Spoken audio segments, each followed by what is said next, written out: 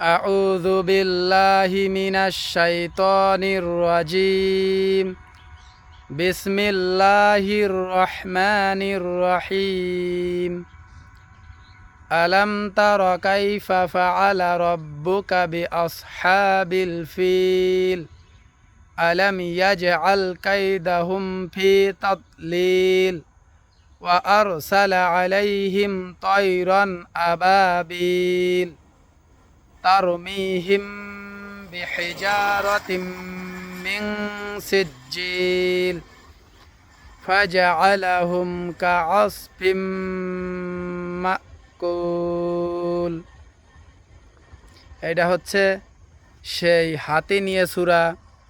যখন একজন কাবা শরীফে আক্রমণ করেছিলেন হাতি নিয়ে, তখন আল্লাহ তাআলা আবাবিল পাখি দিয়ে সেই হাতিসহ তাদের যারা আক্রমণ করেছিলেন সবাইকে ধ্বংস করে দিয়েছিলেন।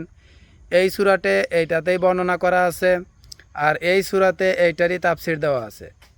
আব্রাহা নামক এক ব্যক্তি, যিনি হাতি বাহিনী নিয়ে কাবা শরীফ ধ্বংস করার উদ্দেশ্যে রওনা দিয়েছিলেন, তখন আল্লাহ তাআলা আসমান থেকে আবাবিল পাখি, যাদের মুখে ছোট ছোট কঙ্কর পাথর ছিল, যেগুলা দ্বারা হাতি এবং সেই জাতিকে ধ্বংস করে দিয়েছিলেন।